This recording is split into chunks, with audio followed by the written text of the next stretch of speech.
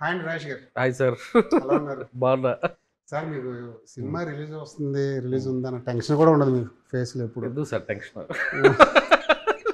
అంటే రిలీజ్ ముందే అన్ని కార్యక్రమాలు చక్కబెట్టేస్తారు. మీ దగ్గర ఉన్న కిటికీ ఏంటంటే మీ సినిమా అంటే ఓటీటీ అయిపోద్ది, బిజినెస్ డోకా లేదు. ఎవరి సినిమా కొనకపోయినా మీ సినిమా ఓటీటీలు మాత్రం చాలా హాయిగా అయిపోద్ది ఓటీటీ బిజినెస్. మీ దగ్గర ఉన్న సీక్రెట్ ఏంటో చెప్తారు కొంచెం? మిగతా ప్రొడ్యూసర్లు కూడా ఏదో ఒకటి తెలుసుకుంటారు. మీ దగ్గర వచ్చే 4 సినిమాలు అన్నీ అయిపోయినాయి సార్. కాదు, 4 సినిమాలు అయిపోయినాయి, కానీ మీ సినిమా అనేసరికి హాస్య మూవీస్ నుంచి వస్తున్న సినిమా అంటే ఓటీటీ బేరాలు ముందే ఫినిష్ అయిపోతుంటాయి. ఏంటా సీక్రెట్? సీక్రెట్ ఏం లేదు సార్. తీసే కంటెంట్, నా జర్నీ ఫస్ట్ సినిమా నుంచి మొదలు పెడితే ఏదో ఒక డిఫరెంట్ కంటెంట్తో వెళ్తున్నా. అది ఓటీటీ వాళ్ళకి నచ్చడం, కొంచెం కష్టపడుతున్నా.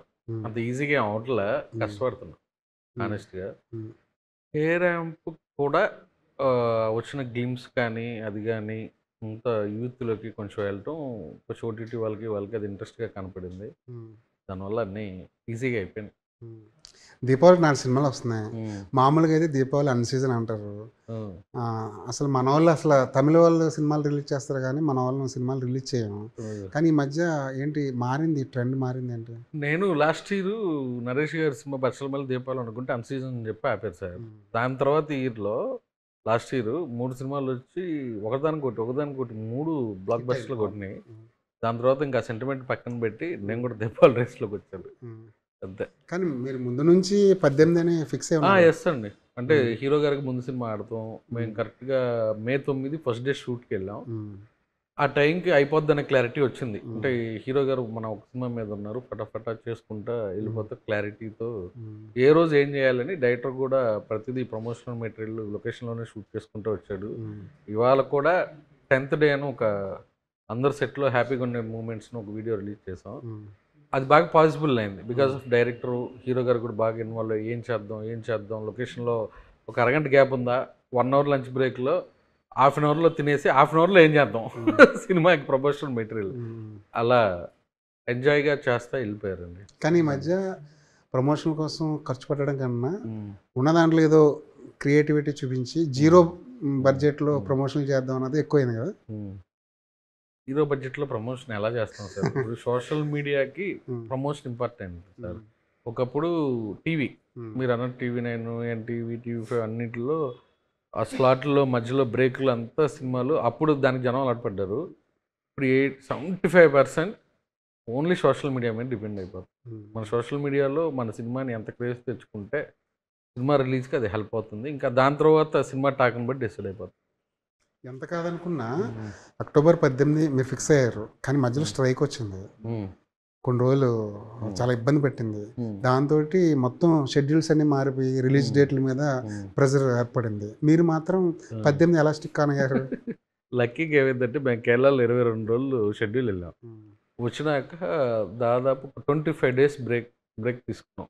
బ్రేక్ తర్వాతే నాకు మళ్ళీ నరేష్ గారు, కిషోర్ గారు, సాయి కుమార్ ఇవన్నీ హీరో కాంబినేషన్తో డేట్స్ సెట్ అయినాయి. మేము వచ్చినాక 4 రోజులకి స్ట్రైక్ స్టార్ట్ అయింది. లక్కీగా మేము షూటింగ్కి వెళ్ళబోయే 4 రోజుల ముందు కాల్ ఆఫ్ అయింది.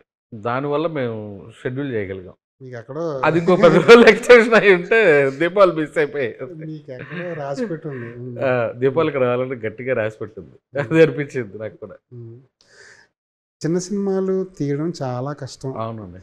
తీస్తే పెద్ద సినిమా తీయాలి, లేదంటే చిన్న సినిమా తీయవచ్చు, కానీ మీడియం రేంజ్ సినిమా జోలికి వెళ్ళొద్దని చెప్పేసి ఇండస్ట్రీలో ఒక మాట బలంగా వినిపిస్తుంది. దాన్ని అందరూ కట్టుబడి అది నిజమే అనుకుంటున్నారు. మీరు మాత్రం మీడియం రేంజ్ సినిమాలే చేస్తున్నారు. ఇది కూడా ఒక రకంగా గ్యాంబ్లింగ్, పెద్ద గ్యాంబ్లింగ్ అది సార్. చిన్న సినిమా, పెద్ద సినిమా, మీడియం సినిమా అంటున్నారు మీరు. చిన్న సినిమా తీసి డబ్బులు పట్టుకుని ప్రొడ్యూసర్లు ఉన్నారు, పెద్ద సినిమా తీసి డబ్బులు పోగొట్టుకున్నారు, మీడియం సినిమా తీసి డబ్బులు పోగొట్టుకున్నారు.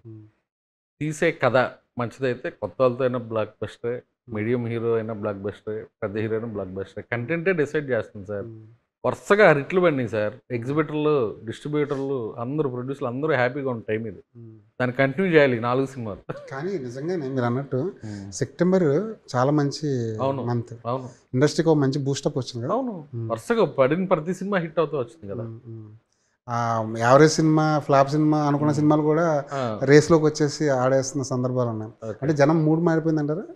ఆడియన్ మూడ్. జనం థియేటర్కి బాగా వస్తున్నారు అనిపించింది సార్. ఇప్పుడు మొన్నటిదాకా ఓటీటీ అని మాట్లాడుకున్నాం కదా, అందరూ ఓటీటీ వాళ్ళు కూడా రెస్పాండ్ అయ్యి ఓటీటీ కాదు మేము థియేటర్లో రెడీగా ఉన్నాం మంచి సినిమాలు చూస్తాం. ఇస్తే అనే దాంట్లోకి వచ్చేసారు అనిపిస్తుంది.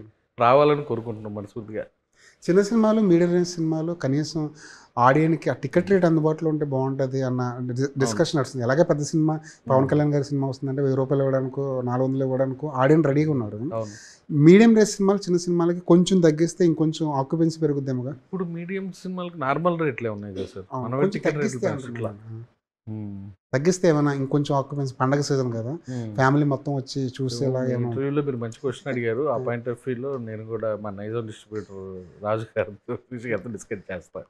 మీరు చెప్పింది ఆలోచించాలి, మంచి పాయింట్ చెప్పారు. ఎందుకంటే 4 సినిమాలు ఉన్నాయి, వాళ్ళకి 4 సినిమాలు చూడాలని ఉంటుంది. అవును ఒక సినిమా మీద పెట్టేదానికన్నా అవును 4 సినిమాలు చూస్తే ఎంజాయ్ చేస్తే నా సినిమా ఇండస్ట్రీకి మేలు, అవును మీకు కూడా ఆక్యుపెన్సీ పెరుగుతుంది. అవును. మంచి పాయింట్ అలాంటిది. చెప్పారు.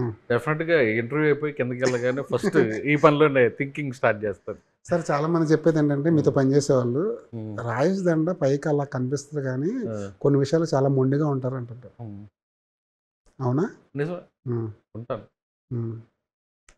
ప్రొడ్యూసర్లతోనూ ఒక ప్రొడ్యూసర్ డైరెక్టర్తోనూ హీరోతోనూ నెగ్గుకు రావడం ఎంతవరకు కష్టం అండి ఈ రోజుల్లో? నెగ్గుకు రావటం అంటే సార్, ఇప్పుడు లక్కీగా నేను చేసిన హీరోలు అందరూ నేను డిస్ట్రిబ్యూటర్ ఉన్నప్పటి నుంచి ఫ్రెండ్స్ సార్. నాకు నరేష్ గారు కానీ, మన సందీప్ గారు కానీ, వాళ్ళతో ఇప్పుడు రెండు సినిమాలు చేశాను. విష్ణు గారు వెరీ వెరీ హ్యాపీ, కిరణ్ గారు ఇంకా హ్యాపీ. నేను ఎప్పుడు అలాంటి టాస్క్ నేను ఎప్పుడు ఫేస్ చేయలే. డైరెక్టర్లు కూడా అంత కొత్త డైరెక్టర్లు, మళ్ళీ సేమ్ డైరెక్టర్లతో మళ్ళీ రిపీట్ చేయాలని కూడా ఉంది నాకు. నాకంతా కంఫర్ట్గానే ఉంది. అలాంటిది ఇంకా నేను ఫేస్ చేయలే. మేబీ ఫ్యూచర్లో ఫేస్ చేస్తానో తెలియదు. అంటే ఏ విషయంలో మీరు పట్టుగా ఉంటారండి? పొట్టుగా అంటే సార్, ఇప్పుడు కథ ఏదైతే మనం విన్నామో అదే నేను తెద్దాం అంట. నాకు బెటర్మెంట్, షూటింగ్కి వెళ్ళిపోయింది మారుద్దాం అయ్యేం వద్దనుకుంటా. అలాంటిది ఒకటి. రేపేమన్నా నాకు నచ్చలే, ఇంకో నలుగురు ఒపీనియన్ కూడా నచ్చలేదు అని ఉంటే దాన్ని మాత్రం నేను ఫైట్ చేస్తాను. నా ఒక్కడు ఒపీనియన్తో కాదు, ఇంకొక 2-3 అయినా మనకు ఉంటారు కదా స్నేహితులు, మన సినిమా చూసి వెల్ఫేషర్లు తలకారు, దాని దగ్గర నేను పట్టుబడతా. సినిమాకి ఏది కావాలో అది చేయడానికి నేను ఫైట్ చేస్తాను. సామాజ వర్గమన మీ బ్యానర్లో చాలా పెద్ద హిట్. అవును, చిన్న సినిమాలకు ఒక మంచి బూస్టప్ ఇచ్చిన సినిమా ఇది. శ్రీ విష్ణు గారి కెరీర్లో కూడా బాగా చెప్పుకోదగ్గ సినిమా. ఆ సినిమాకి సంబంధించి హిందీ రైట్స్ మంచి రేట్ వచ్చినప్పుడు మీరు అమ్మలేదు, దానికి కారణం ఏంటి? మంచి రేట్స్ వస్తే మీరు అమ్మలేదు అనుకుంటున్నారు. ఆ మంచి రేట్ అనేది చాలా తక్కువ రేట్. ముందు అల్లూరి అనే సినిమాకి వచ్చిన దానిలో సగం కూడా లేదండి. అది ఎంటర్టైన్మెంట్ సినిమా అవటం వల్ల అంతకుమించి వేరే రీజనే లేదు. మేము డిజిటల్ కూడా ఓన్లీ తెలుగే అమ్మాం. ఏది సామాజ వర్గం? డిజిటల్ కానీ శాటిలైట్ కానీ ఓన్లీ తెలుగే అమ్మాం. అదర్ లాంగ్వేజ్ ఇప్పుడు స్టిల్ మా దగ్గర ఉంది. అది అలా ఉంచాం అంతే. అది రీమేక్ మీరే చేయాలన్నా హిందీలో అనుకున్నాం సార్. హిందీ అని కాదు, తమిళ్, ఎనీ టైం అది సౌత్ కల్చర్కి దగ్గరగా ఉండే సినిమా కదా సార్. అది ఎక్కడైనా చేస్తే వర్కౌట్ అయ్యింది. దాని శాటిలైట్ డిజిటల్లో రాకుండా ఉంటే బెటర్ అనే దాంట్లో మనం ఓన్లీ ఒక లాంగ్వేజ్కి స్ట్రిక్ట్ అయి ఉన్నాను. అంటే నాకు తెలిసింది ఏంటంటే ఒక మంచి ప్రొడ్యూసర్ వస్తే హిందీలో నేనే కో ప్రొడ్యూస్ చేస్తాను నేను అని అడిగారంట మీరు? కాదు, హిందీ డిస్కషన్ జరిగింది అంతే. అక్కడ ఒక ఫాదర్ రోల్కి అక్కడ ఒక పెద్ద స్టార్ హీరో విల్లింగ్గా ఉండి నాకు కబురు పంపించారు. యంగ్ హీరోని ఎతుకుతున్నాను. స్టిల్ ఆ యంగ్ హీరో దొరికితే హిందీలో చేయడానికి రెడీగా ఉంది. అదే మీ హాస్య మూవీస్ హిందీలో కూడా ఇంట్రొడ్యూస్ అవుద్ది. హాస్యనే కాదండి, అనిల్ గారు నేను ఇద్దరం కలిపి వెళ్తాం. ఎక్కడికి వెళ్ళినా ఈ జంట ప్రయాణం ఉంటుంది కదా. జంట ప్రయాణం అంటే ఇద్దరం కలిపి చేశాం కదా సార్. అల్లి గారితో ఎవ్రీ ఇయర్ సినిమా ఉంటుంది సార్. ఈ ఇయర్ మిస్ అయింది, ఇది మిస్ అవ్వాలి మర్చిపోయి. మొన్న మజాకా చేశాం కదా, మళ్ళీ నెక్స్ట్ ఇయర్ ఉంటుంది అల్లి గారు. సామాజ వర్గాన అంత పెద్ద హిట్, అదే డైరెక్టర్ అదే హీరో వేరే బ్యానర్లో సినిమా చేస్తున్నారు. మీ బ్యానర్లో ఎందుకు మిస్ అయ్యారు? వేరే బ్యానర్ ఏం లేదు సార్. ఆ టైంకి నాకున్న సినిమా కమిట్మెంట్ ఉంది. ఏకే మేము కలిపి చేసిన సినిమానే కాబట్టి ఏకేలో చేసుకున్నాడు. తర్వాత వాళ్ళకి వేరే కథ కుదిరింది. నేను సామాజిక 2 చేద్దాం అనుకుంటున్నాను. దానికి స్క్రిప్ట్ పనులు స్టార్ట్ అయినాయి. దాని తర్వాత ఇదే హీరో ఇదే డైరెక్టర్ సేమ్, అంటే కథ రెడీ అయినాక హీరో గారికి చెప్తాం. Same team. మామూలుగా అయితే ఏం చేస్తారంటే ప్రొడ్యూసర్లు ఒక సినిమా రన్నింగ్లో ఉంటుంటే దాని మీద కాన్ఫిడెంట్ వస్తే ఆ డైరెక్టర్తోనూ ఆ హీరోతోనూ అగ్రిమెంట్లు చేయించుకుని అడ్వాన్స్లు ఇచ్చుకుని మీ దగ్గర బ్లాక్ చేస్తారు కదా, మీరు అలా చేయలేకపోయారా? సామాజిక డైరెక్టర్ నాకే ఉందండి సినిమా. అది అనిల్ గారు చేసుకుంటున్నారు కదా. ఆ టైంలో నాకు 2 సినిమాలు నేను కమిట్ అయినా కాబట్టి అనిల్ గారు చేసుకుంటారు. అంతే. మజాక, బచ్చలమల్లి ఈ 2 మిమ్మల్ని ఇబ్బంది పెట్టాయా? నన్నేం ఇబ్బంది పెట్టలా. అంటే కొన్న వాళ్ళని ఇబ్బంది పెట్టాయా? సార్ కొన్నాళ్ళంటే బచ్చలమల్లి ఉంది, డిస్ట్రిబ్యూటర్లకి నేను అమ్మిన రేట్లు ఏమి అబ్నార్మల్ రేట్లు కాదు, నార్మల్ రేట్లు. జిఎస్టీ తోటి వాళ్ళు కూడా కవర్ అయిపోయారు. మజాక అనుకున్నంత అల్ల నైజాం అప్పటికి నాకు ఆ సినిమా వాల్యూ ఒక 3 crores అనుకుంటే 1 crore 70 lakhs చేసింది. That is 30% only. అవుట్ రేట్గా రిజెక్ట్ చేయలే. 10 లక్షలు 20 లక్షలు చేస్తే అవుట్ రేట్ రిజెక్ట్ చేస్తున్నట్టు ఒక యావరేజ్లో ఆగిపోయింది. నేను దాన్ని ఇంకొంచెం ఎక్స్పెక్ట్ చేశా సేమ్ భైరవకోన్ రేంజ్లో, అది రీచ్ అవ్వలేకపోయాను. ఈ విషయంలో కూడా మీరు అదృష్టవంతులే. ఎందుకంటే ఆడియన్ రిజెక్ట్ చేస్తే మీరు అన్నట్టు అవుట్ రేట్గా రిజెక్ట్ చేస్తున్నారు ఈ మధ్య. హిట్ చేస్తే అలాగే చేస్తున్నారు, ఫ్లాప్ చేస్తే అలాగే చేస్తారు. ఈ మధ్యలో వదిలేయడం అనేది చాలా సినిమాలకు సాధ్యం కావట్లేదు. మంచి కంటెంట్ ఉన్నా సరే అవుట్ రేట్గా రిజెక్ట్ చేస్తున్నారు. కానీ మీ సినిమాలు మీరు అన్నట్టు ఆ మజాక కానీ బచ్చలమల్లి కానీ ఎక్కడో యావరేజ్ మార్క్ దగ్గరైనా ఆపారు. అవును, బచ్చలమల్లి కూడా అందరికి 30% పోయింది. కానీ మీరు బచ్చలమల్లి మీద చాలా కాన్ఫిడెంట్గా ఉండేవారు కదా? అవునండి, డెఫినెట్గా ఉన్నా, చాలా కాన్ఫిడెంట్గా ఉన్నా. అంటే హీరో క్యారెక్టరైజేషన్ నాకు బాగా నచ్చింది. ఎక్కడో స్క్రీన్ ప్లేలోనో ఏదో ప్రాబ్లం ఉంది అనిపించింది ఎడిట్ రూమ్లో. కానీ చూసిన వాళ్ళందరూ బాగుందని చెప్పేటప్పటికి నేను కూడా అంటే కొన్నిసార్లు మనం కూడా దాన్ని ఏమంటారు మిస్గైడ్ అవుతుంటాం కదా. అవును, ఒక్కోసారి సార్ ఇప్పుడు కొన్ని సినిమాలు చూసి బాగాలే ఉంటారు, అదిరిపోయే కలెక్షన్లు వస్తాయి. కొన్ని అదిరిపోయినాయి అంటారు, కలెక్షన్లు రావు. ఇంకా వాటి మీద మనం డిబేట్ కూడా చేయటం వేస్ట్, టైం వేస్ట్. మీకే తెలుసు వచ్చిన ఎగ్జాంపుల్స్. అది ఏ సినిమా ఆడుతుందో ఎందుకు ఆడుతుందో కూడా తెలియదు. అవును, కొన్ని సినిమాలు అలాగే ఉంటాయి. కానీ ఆడియన్ని పట్టడం అనేది అంత ఈజీ కాదు. ఏ సినిమా చూస్తే పడితే అందరూ ఇట్లే తెస్తారు కదా. ఇండస్ట్రీకి అదే కావాలి కదా సార్ ఇప్పుడు. ఎందుకంటే 2025 అసలు బాగోలేదన్నారు. మెల్లిమెల్లిగా ఎక్కడో 2025 అన్ని ఇట్లే వచ్చినాయి కదా సార్. లాస్ట్ వారంలో కనబడ్డాయి. అంతకుముందు సంక్రాంతి తర్వాత కోర్ట్ అనే సినిమా మినహాయిస్తే ఏది డబ్బులు తీసుకురాలేకపోయింది కదా. ఒక లిటిల్ హార్ట్స్ దగ్గర నుంచి మళ్ళీ ఒక ఊపు వచ్చింది. లిటిల్ హార్ట్స్, మిరాయి, కిష్కింధపురి వరుసగా కొత్తలో ఒక వరుస కొడతానే వస్తున్నాయి కదా. కాంతార ఇలా డిసెంబర్ దాకా కొడతా ఈ ఇయర్కి ఊపి ఇవ్వాలి. అప్పుడు మిస్ అయిందంతా ఈ సెకండ్ హాఫ్ కవర్ చేయాలి. ఇప్పుడు తెలుగులో అండి డబ్బింగ్ సినిమాలు వచ్చి ఆడడం అన్నది ఎవరు కాదనలేని విషయం కదా. కానీ తెలుగులో మంచి సినిమాలు ఉన్నప్పుడు, తెలుగులో పోటీ ఉన్నప్పుడు ఒక డబ్బింగ్ సినిమా రావడం, దాన్ని పుష్ చేయడం అనేది ఇప్పుడు మామూలుగా ఇప్పుడు సినిమాలు ఇప్పుడు సంక్రాంతి అనుకోండి సార్, సంక్రాంతిలో 10 సినిమాలు వస్తుంటాయి. అవును, అలాంటప్పుడు ఒక డబ్బింగ్ సినిమా వస్తుంది. దాన్ని మీరు తెలుగు ప్రొడ్యూసర్లు ఎంతవరకు దాన్ని అవాయిడ్ చేయడానికి ట్రై చేస్తుంటారు?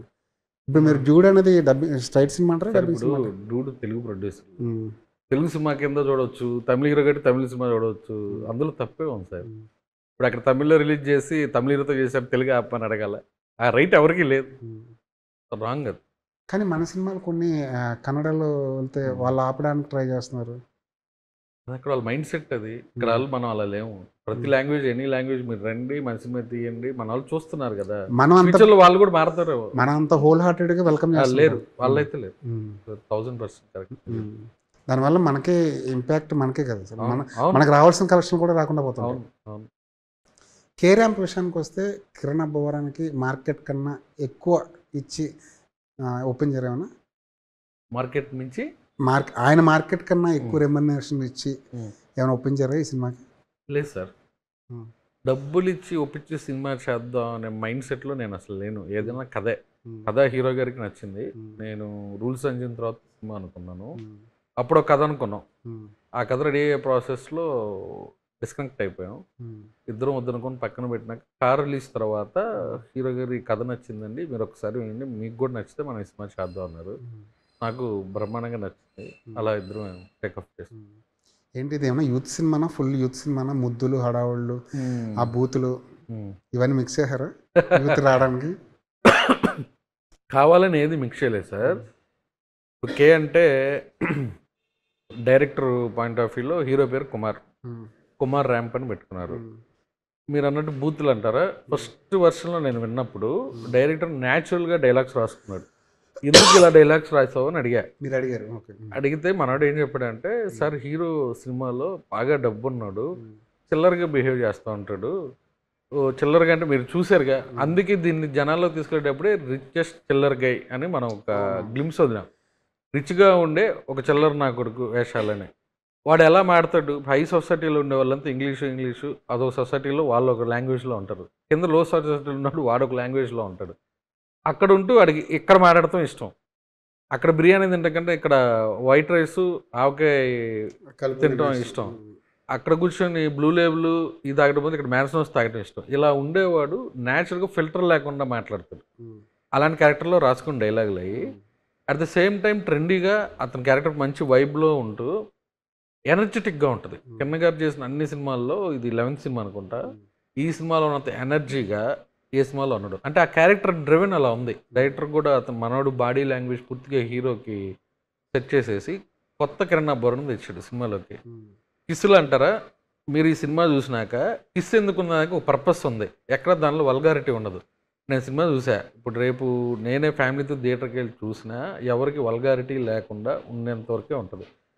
నేను ఫస్ట్ సినిమా అనౌన్స్మెంట్కి మేము ఒక వీడియో వదిలాం, అందులో క్లియర్గా చెప్పాం ఇందులో కిస్సులు ఉంటాయి అవి ఉంటాయి అని, ఎక్కడ వల్గారిటీ ఉండదు.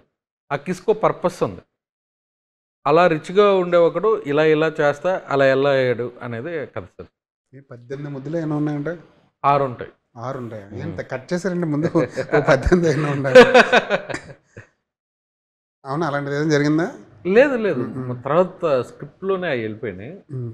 అనవసరం అన్నెసరీ దగ్గర ఉన్నాయని తీస్తాను, స్క్రిప్ట్ దశలో ఉన్నాను.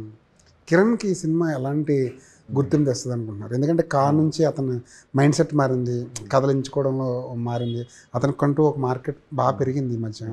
ఈ సినిమాతో ఏ రేంజ్కి వెళ్ళిపోతున్నాడు? రేంజ్ అనేది నాకు తెలియదు, కానీ కిరణ్ గారు ఈ సినిమాతో బాగా యూత్లోకి వెళ్తాడు సార్, ఫ్యామిలీ ఆడియన్స్లోకి వెళ్తాడు. ఎందుకంటే సెకండ్ హాఫ్ అంతా ఫస్ట్ హాఫ్ ఒక యూత్కి వీళ్ళకి కనెక్ట్ అయితే, సెకండ్ హాఫ్ అంతా ఫ్యామిలీ ఆడియన్స్కి బాగా కనెక్ట్ అయింది. ఫుల్గా హిలేరియస్ మంచి బ్లాక్లు ఉంటాయి. ఇప్పుడు సామాజిక చేసినప్పుడు విష్ణు గారు అప్పుడు దాకా చెయ్యని ఒక కామెడీ జోనర్లోకి వచ్చి చేశారు. అలాగా కిరణ్ గారికి ఇది కొత్త జోనర్, సేమ్ ఎనర్జెటిక్, ఇది పన్ను పాటలు. మీరు చూస్తే కేరళలో తీసిన సాంగ్ ఉంది కదండి, ఓనం సాంగ్, అది మంచి ఇది చేశారు ఆయన కూడా హీరో సైడ్. బాగా కష్టపడ్డాడు. ఎలాంటి కష్టపడ్డారంటే ఆయనలో ఒక ప్రొడ్యూసర్ ఉండటం వల్ల, రాయేష్ ఎన్ని రోజులు వస్తుంది ఏంటి, మనం ఎక్కడెక్కడ ఏం తగ్గించుకోగలం, అవసరమైతే మనం ఇలా చేద్దాం అలా చేద్దాం అంటే నా 49 డేస్లో సినిమా కంప్లీట్ చేసామండి. 49 డేస్లో మీరు ఫాస్ట్గా తీసిన సినిమా ఏదైనా? ఫాస్ట్గా అంటే 6 నెలలు ఫస్ట్ డే షూట్కి వెళ్ళి రిలీజ్కి వచ్చిన సినిమా ఇదే. అంత స్పీడ్గా అన్ని అనుకూలించి అలా అయిపోయింది. ఇదివరకు ప్రొడ్యూసర్ అనేవాడు డబ్బులు ఇచ్చి సైడ్ అయిపోయాడు. కొత్త ప్రొడ్యూసర్లు అసలు మాట్లాడే వాళ్ళే కాదు, కానీ ఈ మధ్య ప్రొడ్యూసర్లు మాట్లాడడం నేర్చుకున్నారు. చాలా మంచి పరిణామం అది. కానీ కొంతమంది ఓవర్ ఎగ్జైట్మెంట్కి అయిపోయి ఈ సినిమా ఆడకపోతే అని ఛాలెంజ్లు చేస్తున్నారు థియేటర్కి ఆడియన్స్ రప్పించడానికి. ఇది ఒక స్ట్రాటజీ అంటారు ప్రొడ్యూసర్లు, కొత్త ప్రొడ్యూసర్లు స్ట్రాటజీ ఏమో నాకు తెలియదు కానీ సార్, ఆ ఛాలెంజ్లు అయితే నేను కాయను. కానీ సార్ మనం ఏం చెప్పినా అల్టిమేట్గా ఇక్కడ ఫైనల్ జడ్జిమెంట్ ఇచ్చేది ఆడియన్, మీరు రివ్యూ రైటర్లు. ఫస్ట్ మీకు నచ్చాలి, సెకండ్ వాళ్ళకి నచ్చాలి. అన్ని పని అయితే వాళ్ళకే నచ్చాలి సార్, మీరు ఇచ్చేస్తారు కదా ఈ లోపు. మేము ఇచ్చిన సినిమాలు, మేము అవుట్ రేటెడ్గా ఇచ్చిన సినిమాలు అప్పుడప్పుడు కూడా మిస్ఫైర్ అవుతుంటాయి. అవుతా ఉంటాయి కొన్ని, అప్పుడప్పుడు అవుతాయి. అయినా ఫైనల్గా అల్టిమేట్గా ఆడియన్స్కి నచ్చాలి. ఇప్పుడు సామజరగమని వచ్చినప్పుడు నా 2వ సినిమా అండి, నేను కొత్త ప్రొడ్యూసరే. దానికి ముందు నాంది అనే దాంట్లో నేను కో ప్రొడ్యూసర్ గురించి చేశాను, కొత్త ప్రొడ్యూసరే. హిట్ అయినాయి కదా. కొత్త ప్రొడ్యూసరు పెద్ద ప్రొడ్యూసర్ అనేది సార్, పెద్ద ప్రొడ్యూసర్ ఉండటం వల్ల అడ్వాంటేజ్ ఏంటంటే ఓటీటీ డిస్ట్రిబ్యూటర్లు ఈజీ అయింది, కొత్త ప్రొడ్యూసర్కి అది టైట్ అయింది. ఆ రెండే తేడా. అల్టిమేట్గా కంటెంట్ బాగా లేకపోతే స్టార్ హీరో దగ్గర నుంచి కొత్తలైన సింగిల్ టైం రిజెక్ట్. మనం ఎన్ని గొంతు చించుకున్నా, ఎన్నిసార్లు గొంతు చించుకున్నా, ఎంత తొడలు కొట్టేసినా అది రిలీజ్ ముందాకే దేవుడు కూడా కాపాలి. చూద్దాంలే ఆయన ఎంత కొట్టినా చూద్దాంలే అనుకుంటుంటాడు. నాంది అంత గొప్ప పేరు తీసుకొచ్చింది. హిందీలో రీమేక్ చేద్దాం అనుకున్నారు. అవును సార్, రాజు గారు రీమేక్ తీసుకున్నారు. కానీ అంతవరకు వచ్చింది ఐడియా లేదండి. అప్పుడు ఏదో అజయ్ దేవగన్ గారు అది డిస్కషన్ జరిగింది, తర్వాత ఏమైందో నాకు తెలియదు. మీ చేతిలో ఉంటే ఈ పాటికి అయిపోతున్నామో. నా చేతుల్లో ఉంటే ఎలా అయింది సార్? నా చేతుల్లో ఉన్న మీరు ఇందాక అడిగిన సినిమానే అవట్లే. ఈ మధ్య చిన్న సైజు ప్రొడ్యూసర్లు అందరూ కూర్చొని మాట్లాడుకున్నారు కదా, ప్రొడ్యూసర్ల సమస్యల గురించి, ఏం చేద్దాం ఎలా చేద్దాం అన్నది. అదొక రన్నింగ్ ప్రాసెస్ అంటారా, లేదంటే అప్పటికప్పుడు ఇలాంటి ఇష్యూ వచ్చినప్పుడు మాట్లాడుకుంటున్నారా? రన్నింగ్ ప్రాసెస్ అంటే అప్పుడప్పుడు డిస్కస్ చేసుకుంటుంటాం అండి. ఇప్పుడు చిన్న ప్రొడ్యూసర్లు పెద్ద ప్రొడ్యూసర్లు ఏదైనా సినిమానే కొన్ని ఇష్యూలు ఉన్నాయి.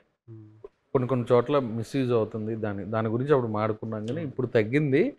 బట్ గ్రూప్లో మాత్రం డిస్కస్ చేసుకుంటాం. ఇక్కడ ఇలా జరుగుతుంది, ఇక్కడ అలా జరుగుతుంది, ఎవరెవరి ఎక్స్పీరియన్స్ ఏంటి అనేది డిస్కషన్ జరుగుతుంది. రాను ఇంకా ఫ్యూచర్లో ప్రొడ్యూసర్ అనేవాడు ప్రతి దాంట్లో ఇన్వాల్వ్ అవుతారు అని నేను అనుకుంటున్నాను. ఇప్పుడు మామూలుగా ఓటీటీ అన్నది చాలా అది ఎప్పుడు ఆరిపోతుందో తెలియని పొజిషన్లో ఉన్నది. శాటిలైట్ అనేది మొత్తానికి కొలాప్స్ అయిపోయింది కదా. శాటిలైట్ మార్కెట్ని మళ్ళీ లైమ్లైట్లోకి తీసుకురావడం అన్నది సాధ్యం అవుదా? ఓటీటీ అనేది లాంగ్ గ్యాప్, మీరు అన్నట్టు 7 weeks to 9 weeks విండో వస్తే శాటిలైట్ పెరిగిద్ది అనుకోండి. అవును. దీని మీద ప్రొడ్యూసర్లు కూర్చొని మాట్లాడుకోవచ్చుగా. మాట్లాడుకోవాలి సార్, ఎవరి పనులు వాళ్ళు బిజీగా. నెక్స్ట్ ఏంటి, ఎలాంటి ప్రాజెక్టులు రాబోతున్నాయి? నెక్స్ట్ సంయుక్త గారితో ఒకటి జరుగుతుందండి. Lady oriented cinema. యోగేష్ గారిని రేపు దీపావళికి ఫస్ట్ లుక్. తర్వాత నరేష్ గారితో అన్నపూర్ణ స్టూడియోస్తో నరేష్ గారితో ఇప్పుడు దాకా డిఫరెంట్ జోనర్లు టచ్ చేశాం కదా. ఈసారి ఆయన స్ట్రెంత్ ఎంటర్టైన్మెంట్లోకి వెళ్ళి ఫుల్ లెంత్ కామెడీ సినిమా తీస్తారు.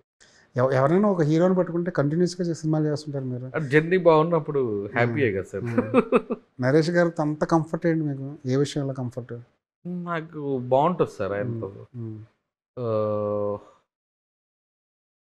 బాగుంటుంది ఇన్ ద పాయింట్. నాంది తర్వాత ఒక బాండింగ్ వచ్చింది.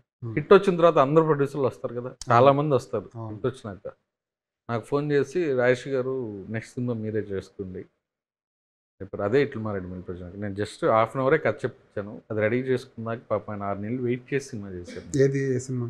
ఇట్లు మారేడు మిల్ ప్రజెంట్, ఒక సోషల్ డ్రామాతో చేసింది. ఆ తర్వాత ఏంటంటే నరేష్ గారు నేను అలాగే చూశాను, ఎంటర్టైన్మెంట్ వద్దు మనం డిఫరెంట్ సినిమాలు చేయాలి అని. అలాగే బచ్చలమల్లి చేశాను. ఇట్ల మారేడుమిల్లి ప్రజానీకం షూటింగ్లో ఉండి ఫస్ట్ షెడ్యూల్ అయిపోయాక హైదరాబాద్ వచ్చి విన్నా కదా. పిచ్చిగా నచ్చింది నాకు. వెంటనే ఆయన వినిపించడం నచ్చింది. టేక్ ఆఫ్ అవడానికి లేట్ అయింది నరేష్ గారికి ఉన్న కమిట్మెంట్ల వల్ల. బట్ మళ్ళీ ఈ సినిమా ఫస్ట్ టైం ఎంటర్టైన్మెంట్ వచ్చింది. అమ్మాయి అని హ్యాపీగా ఫీల్ అయ్యా. ఈసారి ఎక్స్పెరిమెంట్ కాకుండా నరేష్ గారి స్ట్రెంత్లో సినిమా చేయబోతున్నాం అని. అంటే మీరు కామెడీ చేసి నరేషన్ తీసుకొచ్చి నాందితో సీరియస్ చేంజ్ చేశారు. కాస్త గ్రే షేడ్స్ ఉన్నది ఏది బచ్చలమల్లి చేస్తారు. ఇన్ని చేసినా మళ్ళీ మీకు నరేష్లోని కామెడీగా కావాల్సి వస్తుంది మీకు మళ్ళీ. ఇప్పుడు అనుకోకుండా అలాంటి కథ దొరికింది సార్. ఎవరు హీరో అన్న నరేష్ గారు అన్న. అమ్మాయి ఎంతకాలానికి మళ్ళా నరేష్ గారు దాంట్లో ఉన్న ఎంటర్టైన్మెంట్ మళ్ళీ వచ్చింది అనుకుంటా. చాలా మంచి కథ అది. ఎప్పుడైనా షూట్ అది నెక్స్ట్ మంత్ అండి. కే ర్యాంప్కి ఏమైనా సీక్వెల్ ప్రిక్వెల్ ఏమైనా ప్లాన్ చేస్తారా? కథ మనం ఏమి సీక్వెల్ ప్రిక్వెల్ ఏం వేయలేదు సార్. నిజంగా సినిమా అయిపోయి మనకి హ్యాపీ అయితే చేసుకోవడానికి ఉంది. ఆ సినిమా ఎండింగ్ తర్వాత కూడా ఉంది చేసుకోవడానికి. రైట్ సార్, మీ హాస్య మూవీస్ నుంచి చాలా మంచి సినిమాలు వచ్చాయి, హిట్ సినిమాలు వచ్చాయి. కే ర్యాంప్ కూడా ఆ హిట్ సినిమాల జాబితాలో చేరాలనుకుంటున్నాను. All the best. Thank you sir అన్నోర్ గారు. నమస్తే.